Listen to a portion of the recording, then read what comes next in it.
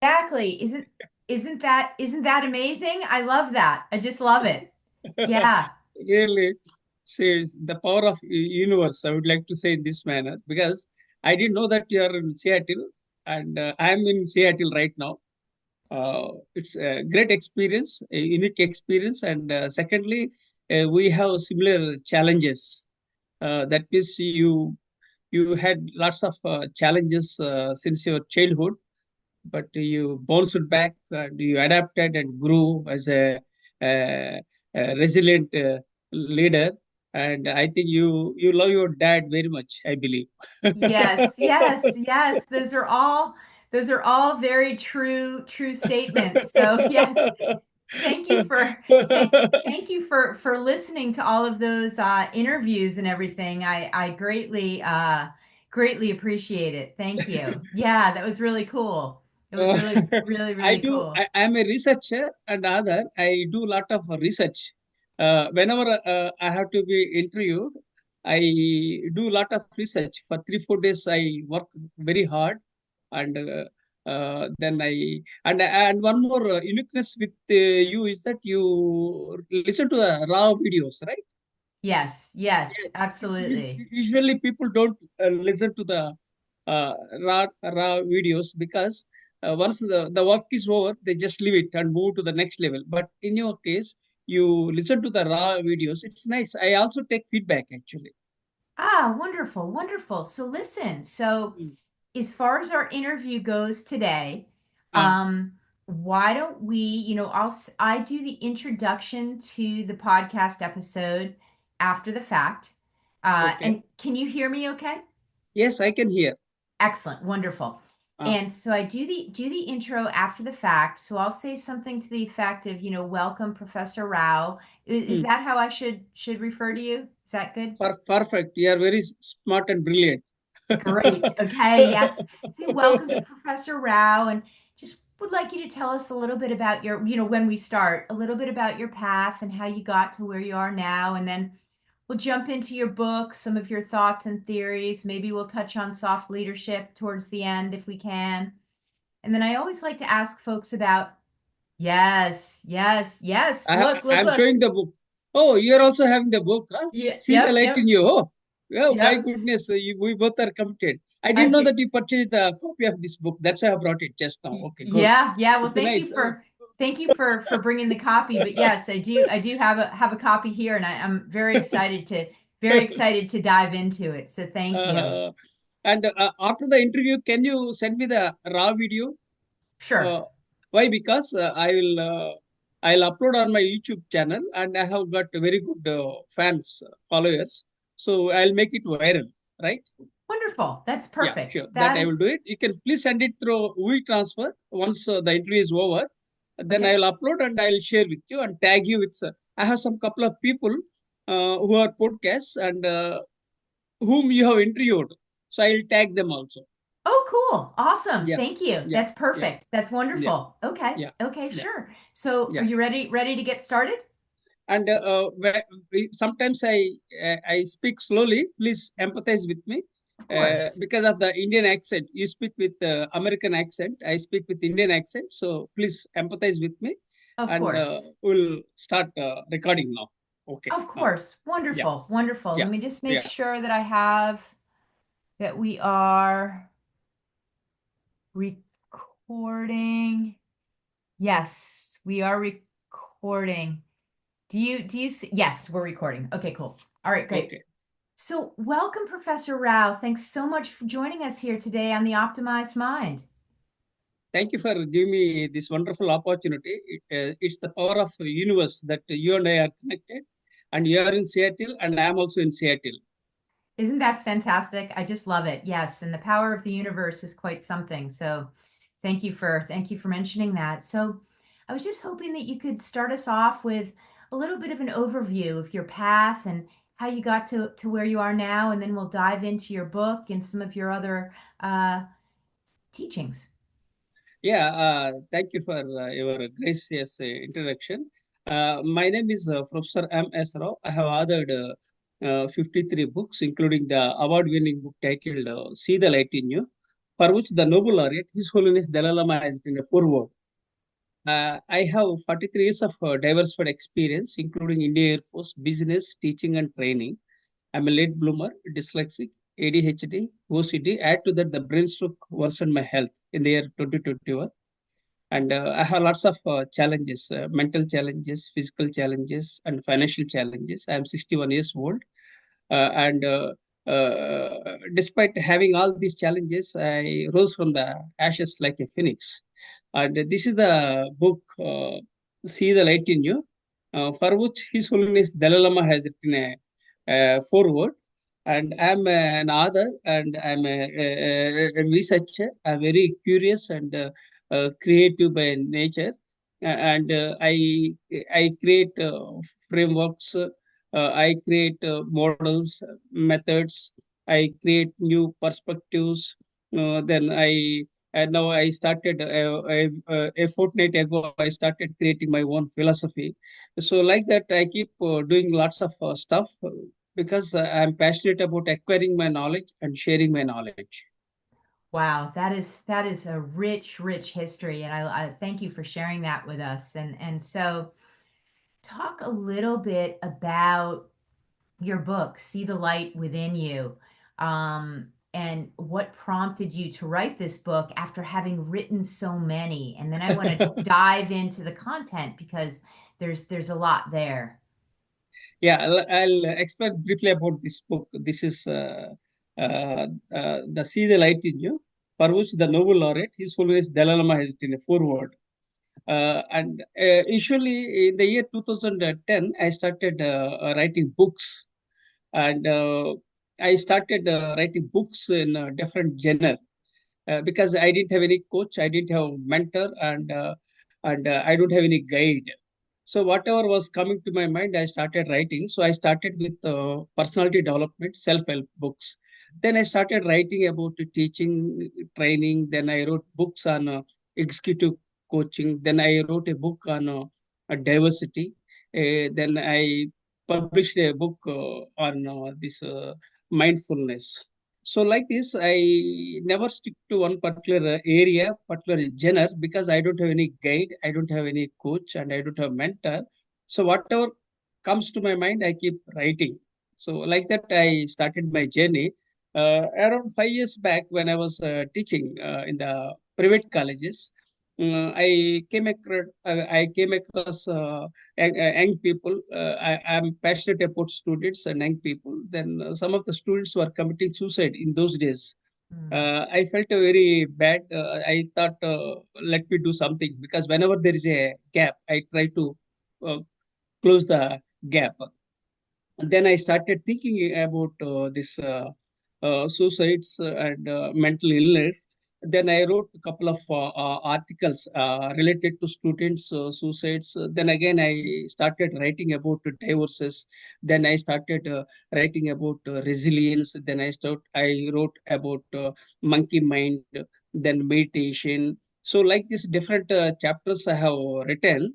Then after mm, writing all the articles, then I compiled into a book. Then after writing the book, then I thought, who is the correct person to write a foreword for this book? Because for mm, every book, I have some vision in my mind. mm, So this book belongs to His Holiness Dalai Lama. Then I requested His Holiness Dalai Lama to write a foreword, and mm, he didn't accept. Then again, I persevered because I'm very persistent by nature. mm, Then again, the His Holiness Dalai Lama asked me to send me the entire manuscript. mhm. Then I shared the entire manuscript, and it took a month. He read it. Then again, he appreciated this book, and it resonates his thinking.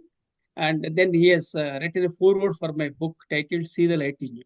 This is my journey with His Holiness Dalai Lama. Yeah, So that is this is briefly about the book "See the Light in You" on mindfulness.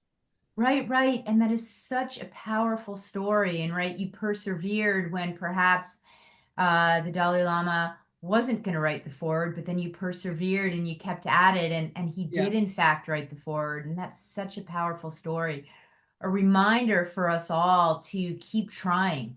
When Yeah, we hit an obstacle, it's important to yeah, find another way, find another angle to move through and yeah, beyond it, yeah, and get to where we ultimately want to go, even if it's not the exact place. But in this instance, it was the exact place. But I love it. And I love the idea behind this book.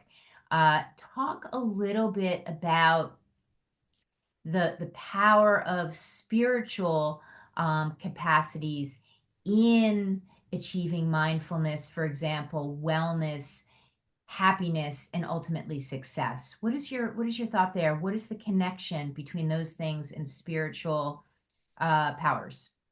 yeah. It's a great question, and it resonates with my thinking and also my philosophy, and it resonates my book on wellness. As I told, I talked various aspects. Then again, I published. Then I emphasized about mindfulness, wellness, various other aspects I mentioned in this. Then I emphasized about uh, uh, uh, uh, that work-life integration. Usually, we talk Mhm. about work-life balance. I talked about work-life integration. That's Mhm. what I emphasized.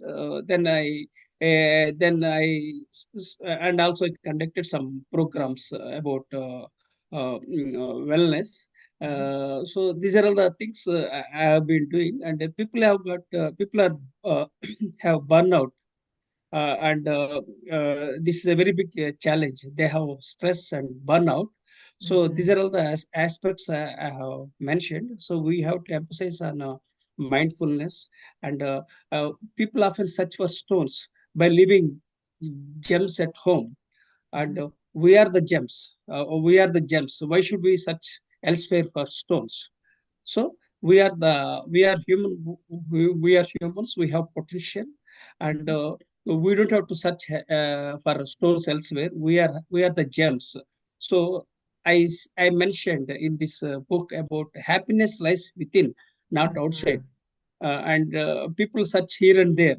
It doesn't make any sense. Your happiness lies in your within yourself. So you have to emphasize on mindfulness, Mhm. wellness, so that you can lead your life peacefully and happily. And globally, this mental illness is a very big challenge.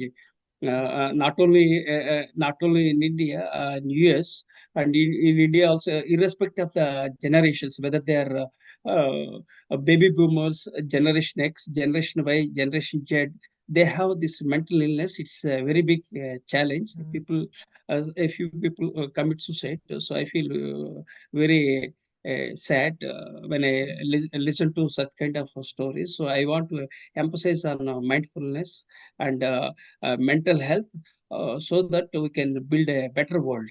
Apart from that, I am a storyteller. I create my own stories, and share my stories to make a difference, to impact humankind. So this is how I am doing. This is all related to uh, uh, this mental health. Yeah, Yeah, yeah, no, that's all so powerful. And I two points really stuck out there. It's this idea of work-life integration as opposed to yeah, balance. correct. Because Rightly said. yeah, and so integrating the two seems to make so much sense, because if we're always striving to hit that balance, because the question is, what is balance really? How do we define that? So I love this idea of integrating, takes a little bit of the pressure off, and we can kind of live as a connected whole in a sense. I love that. And then the other thing that you said that I think is so, so important is this idea that happiness really does need to come from the inside out. If Yeah, we're yeah, always searching for happiness externally, yeah, we're never really going to achieve it. And we're never really going to reach a state where we're intrinsically motivated to move forward towards yeah, goals yeah, and thus optimizing our own potential. So yeah, yeah. that's such an important point. And I personally enjoyed your stories because when you were talking about your resilience, your childhood challenges, then your father supported, then then how you grew as a leader. So I feel very much connected with your mindset, and my mindset is also similar. And other aspect is that I had a brain stroke in the year 2021. It was a very challenging, and then during the first lockdown, that means COVID-19 was declared. Was Hmm. a pandemic by World Health Organization. Then Yes. we have not taken very seriously at that time. Then what happened? Then gradually things worsened. Then we were all within the homes confined. We were confined home. Then I wrote a book titled COVID-19: Humans Search for Meaning. So I Oh. just wrote a book because I utilized my time to publish a book during Hmm. the first lockdown. There is a second, unfortunately, during the second lockdown, things worsened in India also. I think around 50 lakh people died in India because of the Hmm. COVID. So COVID was a dampener, but it has opened eyes for the world. Then during the second lockdown, my wife and I had brain stroke, and we were recovering, unfortunately, and my right portion of the body was collapsed, and I was not able to walk, and I Mm. was on the bed, and it was very critical situation at that time. Why? Because there were no cylinders at that time in Mhm. India. A second thing, a lack of beds. Beds were not available during the COVID, and Right. uh, and I was shifted to three ambulances, and luckily my wife was there, my elder son was there, Hmm. so they have taken to hospital, and in India also these hospitals they exploited the situation, and they took a lot of money. But luckily, my younger son has paid the bills, and Hmm. we came out of the hospital. So it was a very challenging one. Then Yeah. subsequently, what happened uh, for I did physiotherapy exercises. I started walking, and Hmm.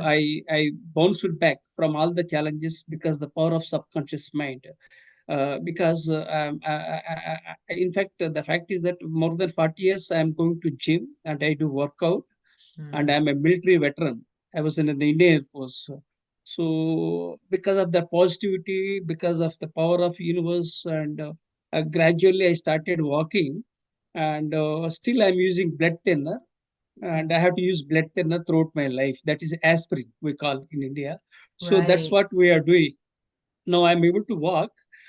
So that's why I go to a park here Jefferson Park, which is near to the place which is near golf course area. So my wife and I go for a walk, so that we can improve our mobility, and I can improve my communication skills. Sometimes I get stuck after the brain stroke. So lots of Hmm. challenges. So life is not an easy thing. Life taught me so many lessons, and we should not take life for granted. So that's why what I would like to share everyone is that don't think too much about the unpleasant past. Don't Hmm. think too much about the future. Hmm. Learn to live in the present. Let us enjoy every moment of your life, because what happens next that we don't know. So this is my Exactly. philosophy, and I would like to share through a book. A fortnight ago I started writing about philosophy. Hopefully, I'll publish a book on my philosophy also. Excellent. Yeah, yeah. No, that's a very, very powerful philosophy. And it feels like for you, overcoming many of these challenges that you've had in recent years has really been about embracing the power of the subconscious mind and just this knowing that things were going to be okay as you took the steps from the inside out Yeah, to move yourself forward in your recovery. And it yeah, feels like that's a very deliberate, sort of intentional yeah, process that you've yeah, followed, and I love that, and really highlights the importance of things coming from the inside out? Because, of course, you've probably had external help and support, but really the drive is from your determination and goal to get better and get Yeah. back to your best within your current context, which I think is so powerful and so amazing and such an important message to be sharing. Thank you for empathizing, and I'm grateful to you that you gave me this opportunity. Why? Because you are very busy, I know, but still you agreed to interview me. I felt very happy. Why? Because I am a storyteller. I create stories and share my stories. Yeah, yeah, no, and I so appreciate that. And so, you know, I guess a question that's coming to my mind is, in a sentence or two, how would you define happiness? And then in another sentence, how would you define success, just generally? Yeah, first thing is happiness. Second thing is success. So Mhm, first we will talk about success. So people strive for success, right? So mhm. everybody wants to succeed. Everybody wants to win. So Right. and but again, when we want to succeed, we have to emphasize on adding value and impacting the world. For me, the success means what? Uh, Adding value and impacting the humankind. That is the definition of my success. Because people have some different, uh, what is that called? They have their own way of definitions about Right, success. like My way of different success, ideas. yeah, Yeah. yeah, yeah, yeah. Rightly put. Thank you for correcting my statement, and thank you for paraphrasing my conversation, because I'm stuck.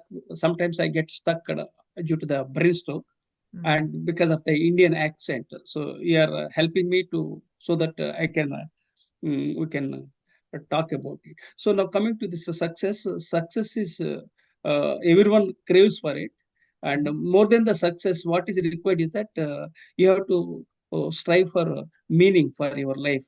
You should yes. lead with purpose, Hmm. and you have to lead. You should. You must lead with purpose so that you can provide meaning for your life. People are born, people die. It's part of the life, right? But Hmm. what we have to do is we have to add value and impact.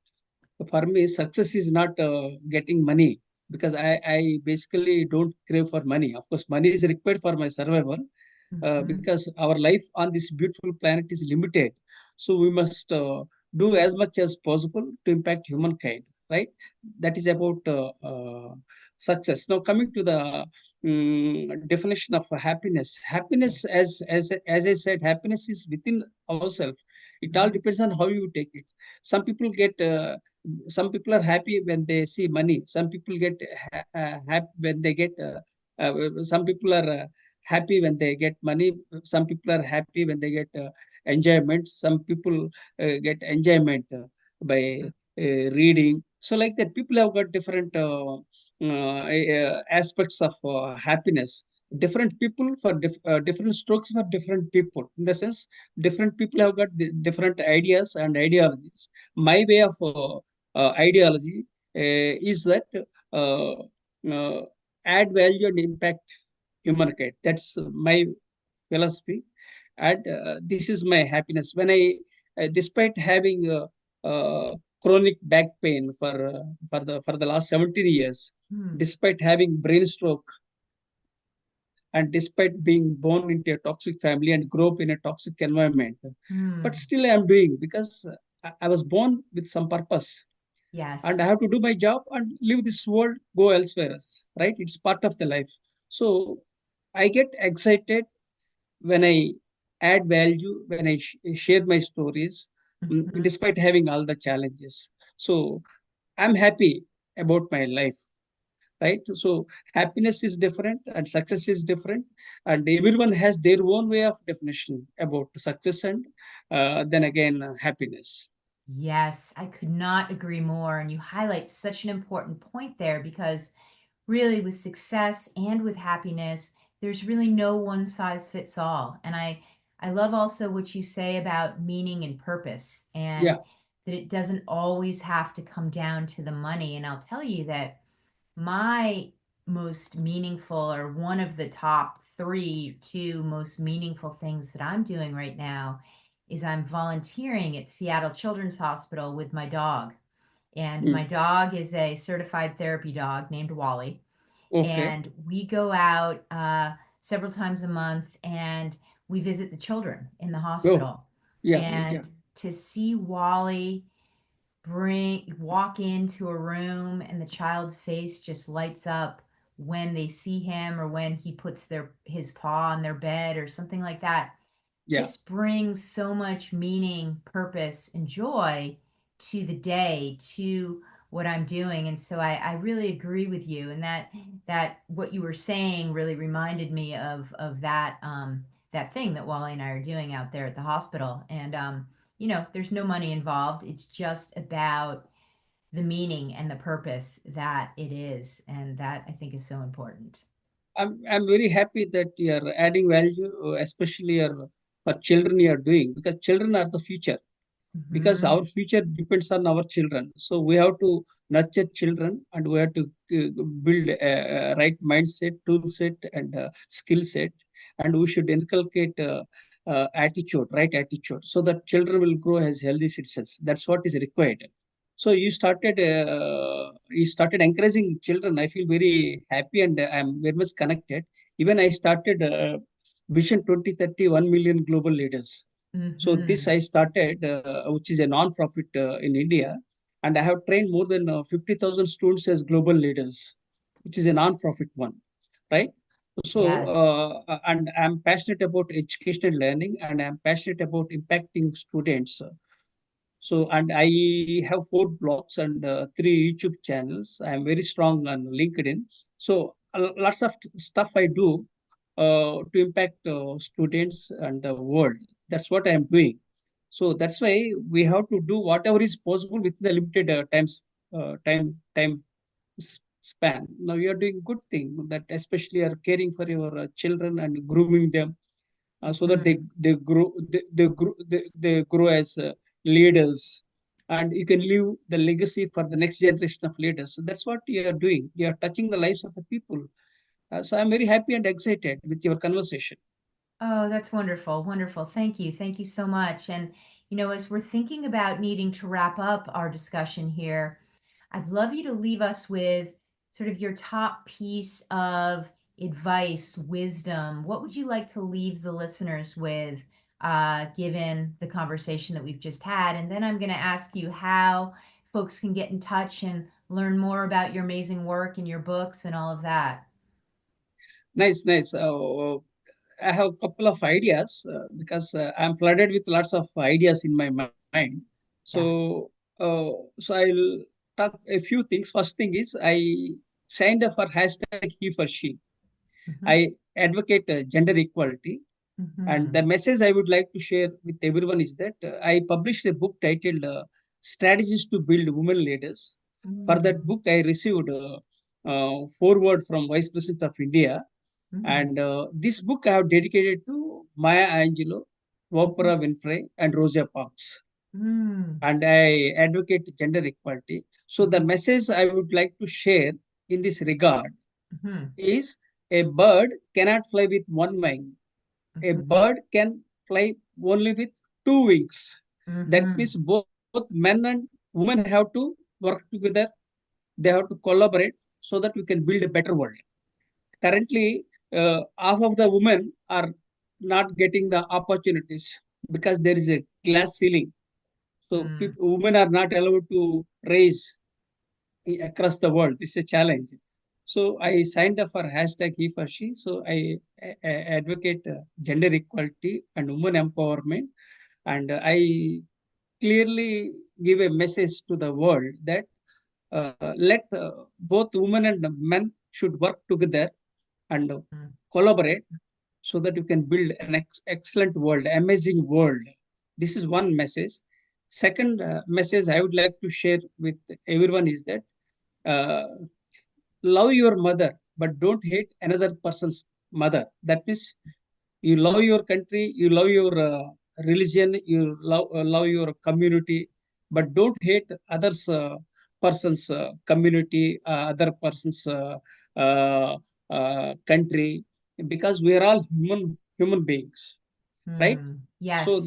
the at the end to I would like at the end I would like to give a couple of messages.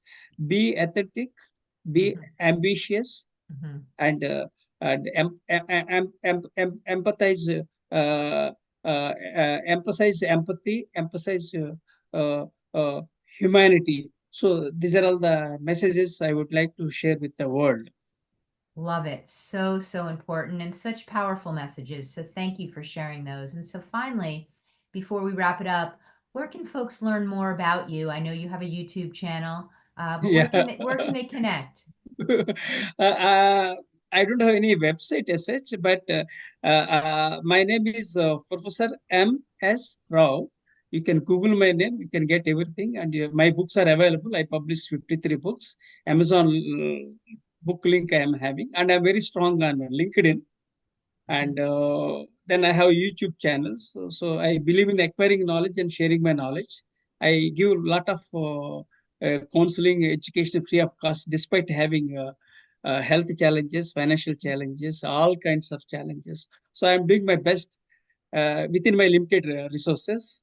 And above all, I express my gratitude to you for giving me this wonderful opportunity with gratitude.